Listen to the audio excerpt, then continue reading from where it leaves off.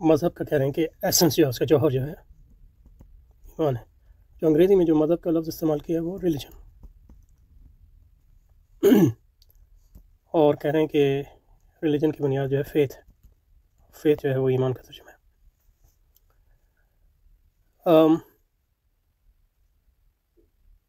اور ایسا لگ رہا ہے کہ فیتھ سے ان کے مراد یہاں یہ ہے کہ کسی چیز کو قبول کرنا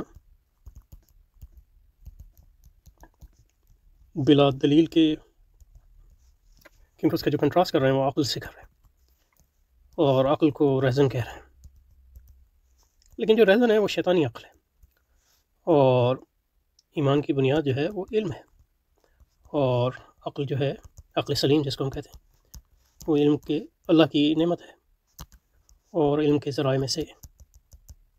اور ایمان جو علم پر مبنی نہ ہو وہ حقیقتاً جو ہے ایمان نہیں. تو ہمارے ہاں جو ایمان کی بنیاد ہے وہ علم ہے. ایمان کی بنیاد جو ہے دلیل ہے. اب ظاہر علم کے مراتب ہیں، لیکن یہ کہنا کہ علم جو ہے وہ اس کی بنیاد صرف فیتھ ہے، اور فیتھ سے مراد جو ہے ایمان بلا دلیل کے اور صرف احساس کی بنیاد پہ، کیونکہ اس پہ آگے آئے گا. کیونکہ جو فیتھ کی بنیاد ہے فیلنگ، احساس. لیکن احساسات جو ہیں ہمارے ان کا تعلق بھی عقل سے ہے، اور احساس بھی ایک ذریعہ علم ہے ان معنوں میں. لیکن جو وہ علم بنتا ہے وہ عقل اور دوسرے ذرائع علم کی مدد سے بنتا ہے. تو یہ ایک میں یہاں سے خاکہ پیش کیا ہے. اس کو جس چلیں گے تو اور مباحث جو ہے واضح ہوتے جائیں گے انشاءاللہ. اچھا جی، تو برعکس اس کے مذہب کا جوہر ہے ایمان. برعکس یعنی فلسفے کے برعکس. ایمان اور ایمان کی مثال ہے بے منت عقل، جیسے اسلام کے ایک بہت بڑے صوفی شاہ نے رہزن کہا، جو انسان کے دل زندہ سے اس کی مخفی دولت چھین لیتی ہے. تو عقل شیطانی جو ہے وہ رہزن ہے. اور ایمان کی بھی قسمیں ہیں، یعنی ایمان رحمانی، ایمان شیطانی. اور ہمارے جو ایمان کی بنیاد ہے وہ علم ہے. اور غیبیات پہ جب ہم ایمان کی بات کرتے ہیں مثلاً یہ کہ اس لیے لوگوں کو کچھ غلط فہمی ہوتی ہے اس میں.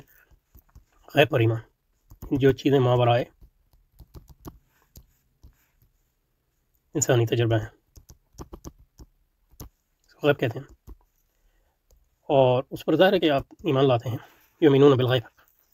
لیکن اس ایمان کی بنیاد جو ہے وہی ہے جو علم کے اعلیٰ درجوں میں سے. تو جو ایمان کی مراد ہے وہ کوئی اندھا ایمان نہیں ہے، وہ ایمان کی مراد وہی. اور وہی جو ہے وہ سچی بھی ہوتی ہے اور جھوٹی بھی ہوتی ہے. تو آپ کا ایمان جو ہے وہ سچا ایمان اور حقیقی ایمان انہی معنوں میں ہے کہ وہ سچی وحی پر مبنی.